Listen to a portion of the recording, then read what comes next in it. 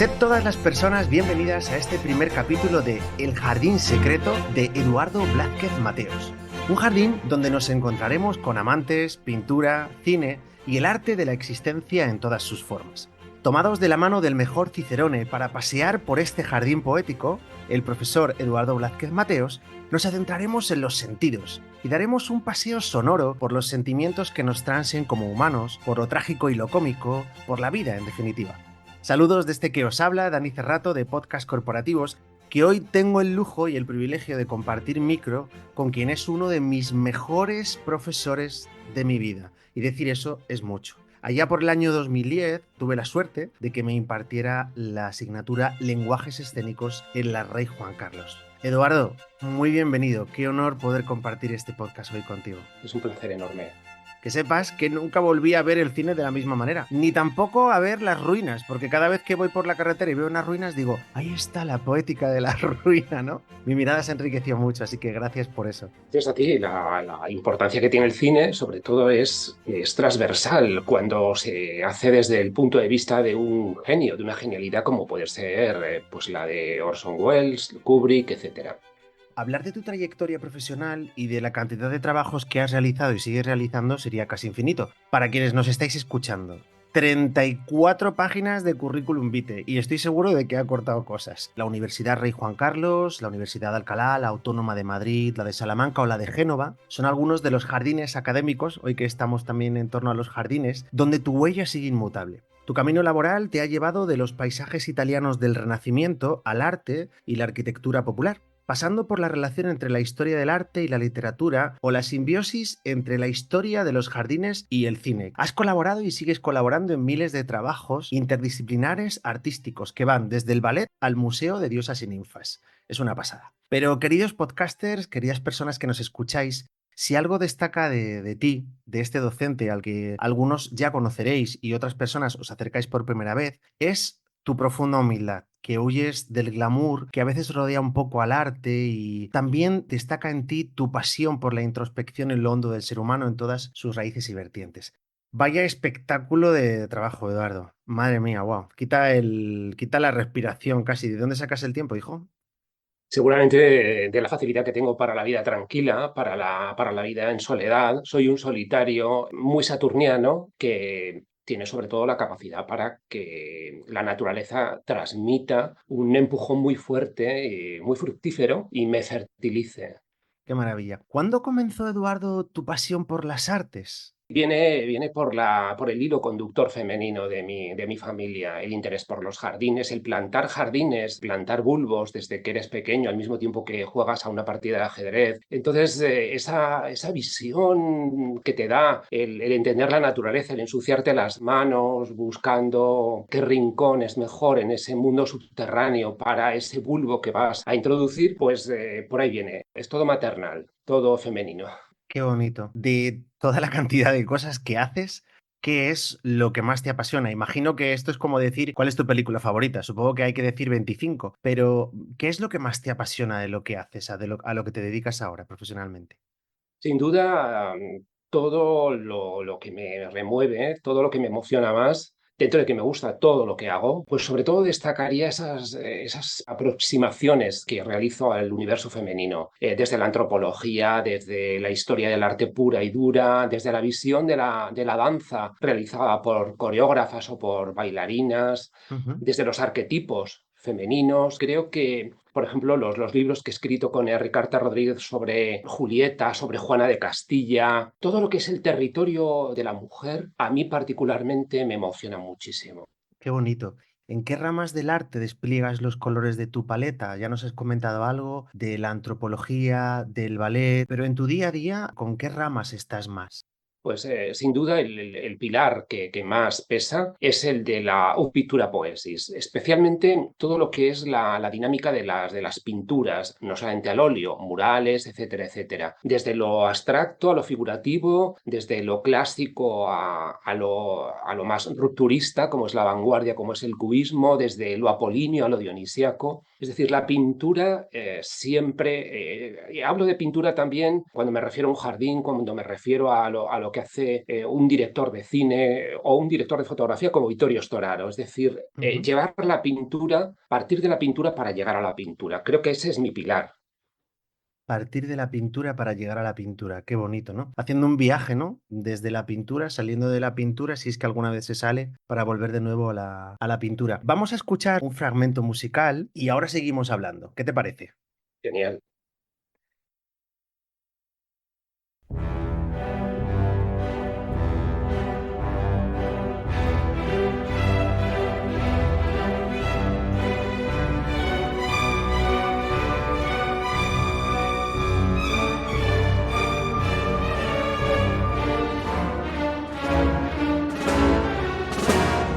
¿Qué es esto que suena tan potente? Por si no lo identifica alguna persona que nos oiga, Eduardo. Pues no importa no identificarlo, porque en realidad es una derivación de aquello que la cultura soviética estaba planteando a través de partituras que incluso algún director de cine soviético muy conocido planteó, que es Prokofiev, y es el mito, la visión de Romeo y Julieta, que obviamente tuvo su primer quizá visión, ¿no? Su primer planteamiento en lo que son las versiones de Romeo y Julieta de Italia. Entonces, hablar de Italia y hablar de Venecia, que es donde se publica el texto de Francesco Colonna, El sueño de Polifilo, pues es hablar del primer Romeo y Julieta, es hablar de la pintura, porque Venecia es así, Venecia es color sobre color más color. Es decir, la historia de la pintura nace en Venecia, sin duda, en el Renacimiento, y a partir de ahí ya que nos cuenten lo que quieran. Pero ahí nace la pintura, la pintura emocional, la pintura voluptuosa, la veladura, el concepto también vinculado a la naturaleza como la tempestad de Giorgione. De manera que la creación de Prokofiev con el Romeo y Julieta, quizá una de las expresiones más brillantes sea el del ballet de la Ópera de París de Nureyev, ese Romeo y Julieta lleno de pérgolas, lleno de escaleras que evocaban a Apia, a jardines Ujú. italianos, pues es todo pintura. Es decir, es la pintura que te sirve para crear un eje axial, como en el jardín de Bovoli, para salir como un Romeo, como un Polifilo, buscando a Julieta, es decir, de la mano de Venus se puede llegar al amor, pero sobre todo entendiendo que ese amor que encuentras es luz y conocimiento, en femenino seguramente. Entonces, eso es una partitura pintada. Prokofiev es como, al igual que Stravinsky, al igual que muchos, son partituras que tienen que ver con la pintura. Es decir, recuerdo que la consagración de la primavera se interpretó por el autor como un cuadro cubista. Qué bueno. Claro, esa es la maravilla. Qué maravilla. La verdad da gusto escucharte, ¿no? Cómo relacionas una cosa con otra. En esta época en la que, aunque somos muy visuales, quizás somos más audiovisuales de vídeo, ¿no? Qué bonito recordar que antes del vídeo hubo foto fija y que esa foto fija se llamaba pintura y que en base a esa pintura, tú eres un gran apasionado de colgar en tus estados de WhatsApp o en tu propio LinkedIn, ¿no? Pinturas que evocan y que nos llevan a muchos sitios, especialmente, como decíamos antes, y lo que nos da título a tu podcast, a esos jardines, ¿no? Que yo personalmente, y hablo como alumno tuyo que fui, ¿no? Nunca imaginé, y siempre me ha gustado el arte y siempre me ha parecido que el arte es una de las cosas más maravillosas de la vida, pero nunca imaginé que hubiera tanta relación entre pintura, jardín y cine, ¿no? Esta fue una de las cosas de verdad que más me alucinó. Nos hablabas, por ejemplo, de los espejos como ventanas a otros mundos, de las ventanas también como puertas, no solo al interior del soliloquio del personaje, sino también a otros que están más allá de la realidad explícita, ¿no? También nos hablabas de otras obras pictóricas que inspiran algunas de las escenas más conocidas de la historia del cine. Pero este tema de los jardines de verdad es que me dejó absolutamente fascinado. De hecho, cada vez que paso por un jardín digo, mira Eduardo, ¿no? Yo vivo en Madrid y voy bastante al jardín de la Quinta del Pardo. ¿Qué tienen los jardines, Eduardo, y por qué son tan importantes en el cine?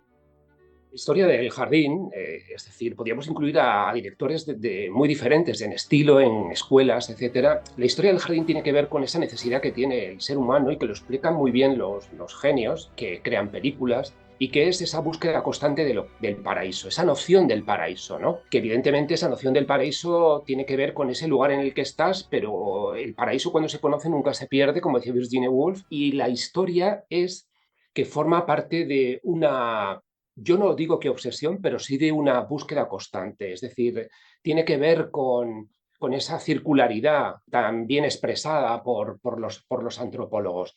El paraíso, además, a través de una ventana metafórica, como planteaba León Bautista Alberti en el siglo XV, o incluso en el cine, en películas tan reconocidas como la visión por ejemplo, de Florencia a través de una ventana, de una película de Ivory, a través de Helena Bonham Carter, etcétera. Esa visión del jardín, al final, es más importante, como explico en la habitación con vistas, es más importante la del interior, aquella que no se ve, ¿no? Y ahí es donde está el paraíso, en realidad.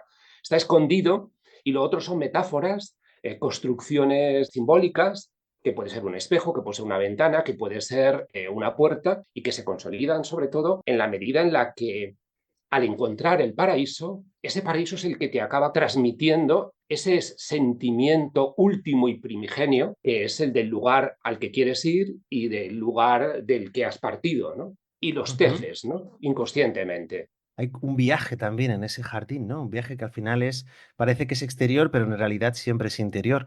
Por eso a veces el jardín, y tú nos hablabas mucho de ello en clase, ¿no? El jardín a veces más que un jardín es un laberinto, o incluso físicamente es un laberinto.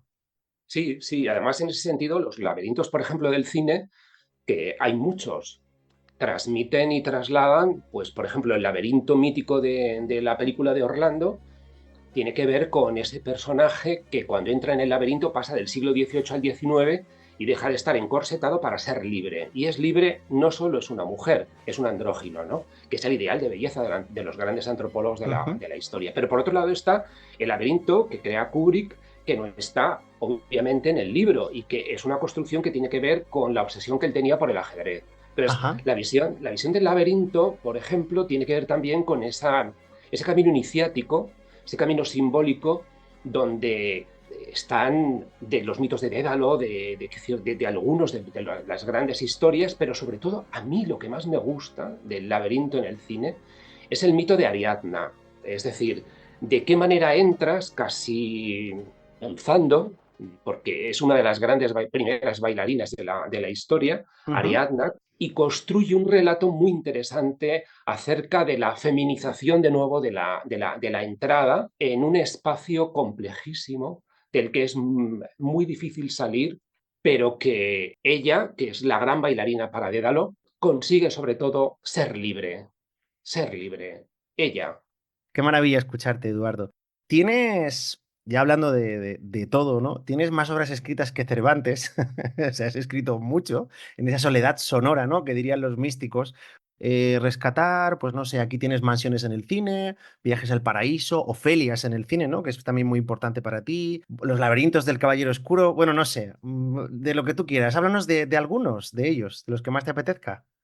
Sí, yo creo que sobre todo la trayectoria de esta numerosa producción, creo que tiene sobre todo que ver con dos bloques que en algunos libros sí se van unidos, que es el ensayo, es decir, reflexionar sobre la historia del arte o sobre la estética del cine o sobre los ideales de belleza, de lo que está circunscrito a la pintura, el cine, etcétera, etcétera, frente a lo que es ya el relato alegórico, siempre alegórico, es decir, historias, por ejemplo, como las de Juana, Reina Sonámbula, es decir, son completamente diferentes, pero al mismo tiempo, por ejemplo, las novelas, que no son históricas, que son alegóricas, lo que hacen es beber de ese plano del ensayo, de la reflexión. Es decir, Ajá. por ejemplo, la propia visión de Juana que hicimos a Ricarta y yo, transcribe sobre todo una metodología científica de Avi Barbour, el padre de la iconografía y de la iconología, que está presente en todo, en un tipo de libros y en los otros, Ujú. y que de alguna manera lo que hace es dar a Juana de Castilla ese sentido de una gran amante de la música, de la danza, a través de esa metodología barburiana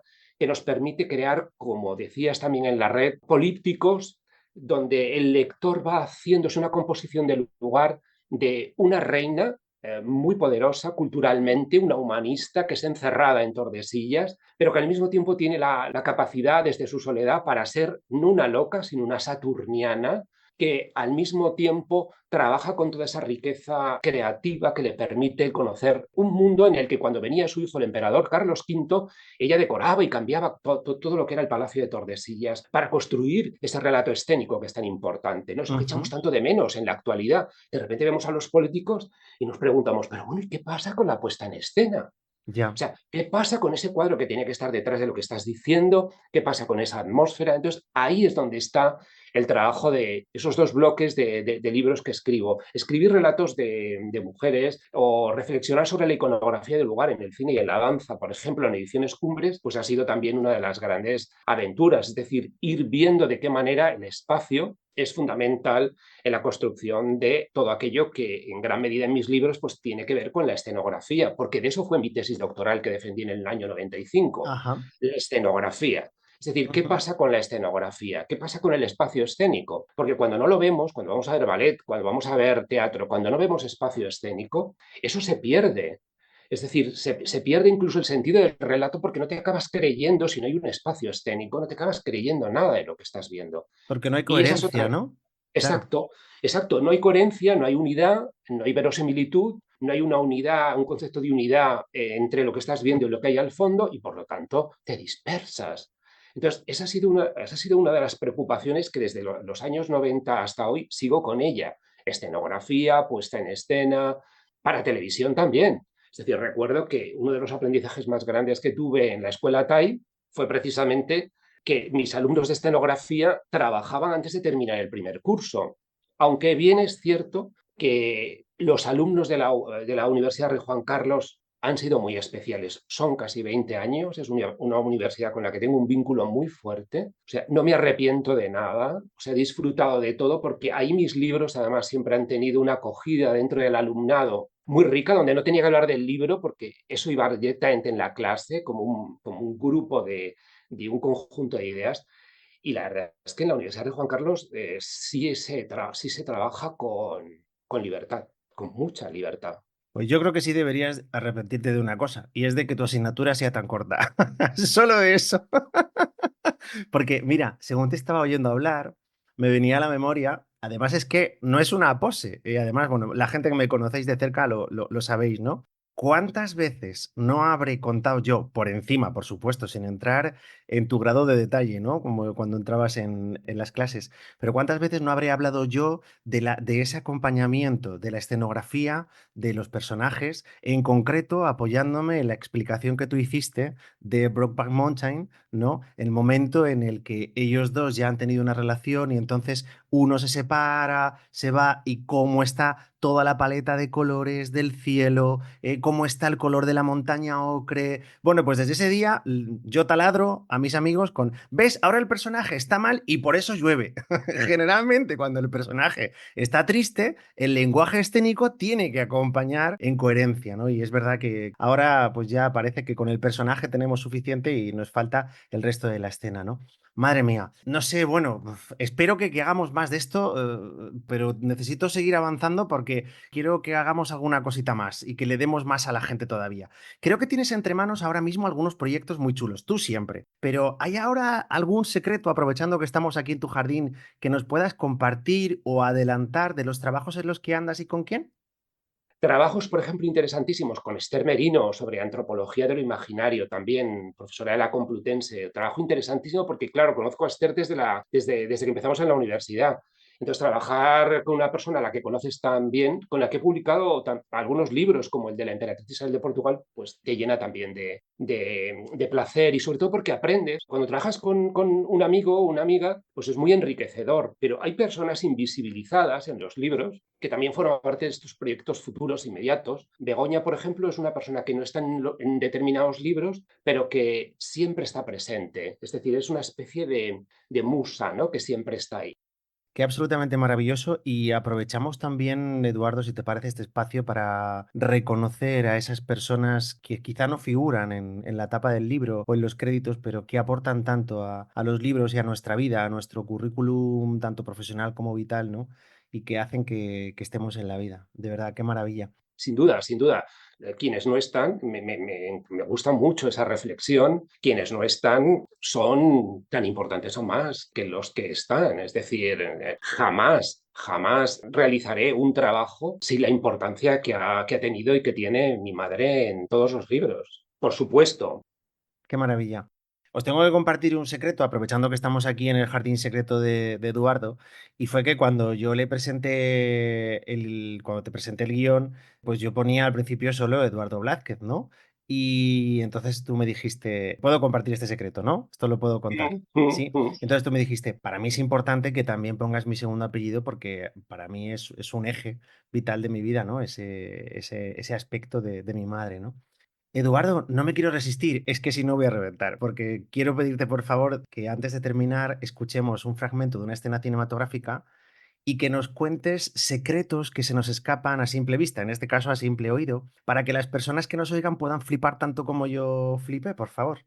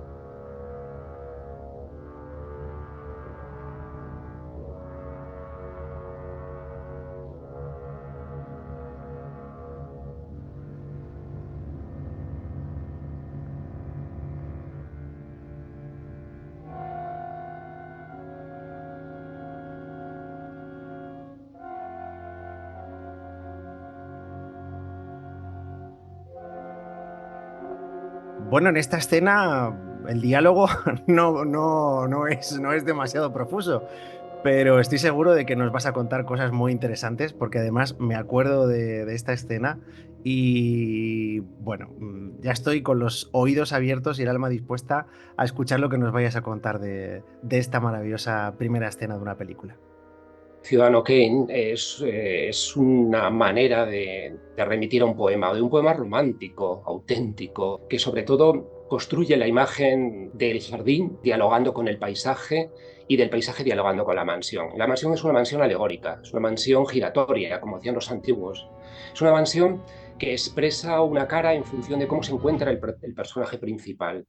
Es una mansión que remite a los panteones, a los hipogeos, a las pirámides, a las mastabas, a los jardines pensiles de Babilonia. Es decir, al final de la historia lo que vemos es una morada de soledad, donde la mansión se come al personaje. Es la protagonista realmente. Pues ese final aparece ya al principio. Se cierra, como dice el poema, como un círculo, como una elipse. Entonces, la primera visión es una visión fantasmagórica, es la visión que une romanticismo con expresionismo y que te permite ver las atmósferas que te guían, el ambiente, el aire que te va llevando, te va adentrando en la mansión. Una mansión que tiene resonancias del expresionismo alemán puro y duro, pero que al mismo tiempo tiene toda la calidez que tenía anteriormente el romanticismo. Entonces, uno se adentra en la mansión a través de ese concepto de ruina, pero al final también de algo muy totémico. Tiene un hilo conductor tremendamente titánico y al mismo tiempo jupiteriano y saturniano. Y esa fuerza, la fuerza de esa unión, es la que te permite subir, ¿no? Y no llorar, sino subir, esa melancolía activa que decía Michelangelo, ¿no? Subes, Ujú. subes, subes, y lo que te encuentras es en ese principio y en ese final la unión de un mensaje importante en el poema, de los últimos versos del poema, de cerrar el círculo 3 veces, ¿no? Porque es una mansión edípica y edénica, es decir, tiene ese concepto de paraíso, pero también te remite a ese Edén sempiterno, que es el útero materno. Ujú. Esa es la imagen metafórica de la propia mansión, que sin duda es la que despliega toda esa fuerza que te deberían transmitir los personajes, pero que es una arquitectura tangible con un paisaje interior intangible que al final tienes que ir desmembrando, reviviendo, recreándote para redimirte en esa dimensión oculta, telúrica, abismal, que es la que transmite el mensaje de Orson Welles, que es un genio como Leonardo, claro. Total. Además, más oculta todavía si cabe detrás de esa verja que aparece al comienzo en esta escena, ¿no? Y reja, porque están las dos, porque es tan sutil el personaje, el director, o sea, vas pasando, vas saltando todo, muros, verja, es decir, todo con la K de Kane, con la K del Kublai Khan, es Ujú. decir, que es en realidad un diálogo con Rebeca de Hitchcock, que se llevan un año prácticamente, no es anterior la mansión de Rebeca. Esa visión también, de nuevo, esa representación simbólica pero cálida, acerca de la importancia que tiene ese concepto que los abulenses tenemos tan interiorizados, que es el concepto de morada mística, donde fluye todo, todo, todo en el interior. O sea, si se ve, mejor. Pero hay otro recorrido interno, otro viaje, que es un tránsito que te hace estar de esa manera tan especial en éxtasis, ¿no? Un éxtasis domesticado, un éxtasis absolutamente magistral. Hay que recordar que hoy celebramos además el Día de la Santa, ¿no? Con lo cual, claro, la entrevista tiene una dimensión Es verdad, mística. hoy es 15 de octubre cuando grabamos, es verdad. Para que además este viaje, y corrígeme si me equivoco, porque aquí el expertísimo eres tú, si no recuerdo mal, termina, como hablábamos, en los jardines, con una vuelta al interior, con una vuelta a la búsqueda de esa inocencia primitiva, cuando él fallece, y fallece diciendo Rosebud, ¿no? Que si no recuerdo mal es el nombre de su trineo de cuando niño, ¿no? Que está encerrado dentro de, a modo casi de mansión también, una bola de cristal de estas casi como las que tenemos de Navidad, donde está el trineo. Creo que es aquí, en esta película, ¿no? Me estoy yendo a otra Sí, sí, película. sí, sí, sí, es Es en cierto, es esta, ¿no? cierto. Mm. Sí, sí, de manera que la propia casa que hay dentro de la bola es una casa sencilla donde él vivía con su madre, etcétera, etcétera, etcétera. Ujú. Es decir, es esa significación que tiene la casita pequeña frente a la gran mansión, ese Ajá. contraste, esa ambivalencia, ese arquetipo, ese Sí, subtexto, ese antagónico que es de repente y dices, o sea, que él lo que echa de menos es la casita en la que vivía con su madre. Es total. decir, ese es el secreto de lo edípico y lo dénico y la manera que lee también Orson Welles las estrofas tan complejas del romanticismo inglés. Ahí es donde está precisamente ese sabor que siempre nos deja la buena literatura, el buen cine, que es la lucha de antagónicos, donde no solamente son Quijote y Sancho, sino que dentro de la propia arquitectura, la casita de la bola y la gran mansión de Xanadu, que es uno de los grandes referentes del romanticismo, pero Orson Welles lo amplía a eso que es tan particular, donde él, que es separado en su vida real, Orson Welles, de su madre, que muere cuando él es muy pequeño, está ese retrato tan maravilloso de ese genio, ¿no? Es decir, Autobiográfico, claro. autobiográfico, es decir, va mucho más allá de su amor por el teatro, etcétera, y de su pasión por España. Es decir, allí está ese espejo, porque eres un enganchado a los espejos. Ahí está su espejo, ¿no? Su espejo de cristal, ¿no? Sabiendo también que el cristal es el elemento fundamental del ultramundo, del más allá, es decir, Ujú, incluyendo Pago de Oz. O sea, todo lo que está en el más allá, casi todo es de cristal. Es ujú. maravilloso. Es Es maravilloso. maravilloso. La verdad que es una pasada y estoy deleitado y deleitándome de poder volver a compartir contigo, además de todas las reuniones previas que hemos tenido de trabajo para ir preparando esto, pero estoy de verdad flotando en una nube con tanto saber y tanta sabiduría, sobre todo, y tanto disfrute y tanta pasión, ¿no? Como cuando estábamos en clase. Casi me acabo de convertir hoy en alumno nuevamente otra vez, tuyo, nunca he dejado de serlo, pero de verdad, bueno, me quedo con ganas de saber más. Espero que podamos seguir compartiendo esto, que a quienes nos oís os esté encantando tanto como me deleita a mí. Y a ti, Eduardo, de verdad quiero decirte gracias. Gracias pues, por tu sensibilidad, por tu humildad, por tu cercanía, por compartir con quienes escuchamos pues esa tu pasión por las artes, ¿no? Esos términos que nos traes para enriquecer también nuestra vida en un momento donde parece que todo es uniforme, ¿no? Y tú nos hablas de paisajes diferentes y de la interrelación entre todos esos paisajes que al final conforman el jardín que es la vida, ¿no? Así que gracias, de verdad. Muchísimas gracias. Es a ti y gracias por seguir proyectando toda esa sabiduría que tienes. Tenemos en común que somos unos buscadores de belleza, con minúscula y con mayúscula, porque buscamos todo, o sea, lo micro y lo macro. Y enhorabuena, enhorabuena por todo lo que trasladas, por toda esa franqueza, sinceridad, autenticidad que trasladas, ¿no? Yo, desde luego, ha sido para mí, seguirá siendo, claro, un placer estar contigo y desde luego aprendiendo. Siempre, siempre he tenido la fortuna de siempre aprender de mis alumnos, siempre. Eso te hace muy grande, así que de verdad, te admiro mucho. A todas las personas que nos habéis acompañado hoy en este ratito de Jardín Secreto de Eduardo Blázquez Mateos, pues gracias por estar ahí. O mejor, gracias por estar aquí, con vuestra escucha atenta a la voz de este maravilloso profesor que, con tu cariño hacia el arte, pues nos has tomado de la mano para hablarnos de cine, pintura, jardines, sus significados. Nos has hablado de Ciudadano Kane, Estoy seguro de que no volveréis a caminar por ningún jardín sin acordaros de él, os lo aseguro. A mí me pasa. Y esto fue hace ya 12 años, nada más y nada menos. Recordad que podéis seguir sus pasos en su perfil de LinkedIn, donde cada publicación es poesía pura, y precisamente con una de esas publicaciones quiero terminar.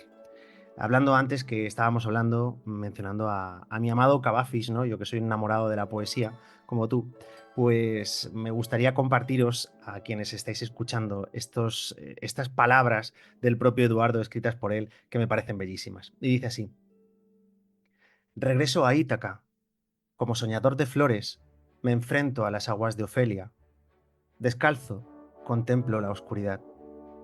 Al otro lado de la ventana se presenta el valle de la vida en sombra. Los círculos de suspiros me llevan a una floristería. Un poema se adentra en el páramo labial. Barrizal. Qué maravilla, Eduardo. Un abrazo grande para todos y todas y nos encontramos paseando en el próximo Jardín Secreto, el podcast del profesor Eduardo Blázquez Mateos. Sed felices y cuidado con los espejos y los mundos que se abren a través de ellos. Muchísimas gracias, Eduardo. Un abrazo grande y hasta la próxima. Pues,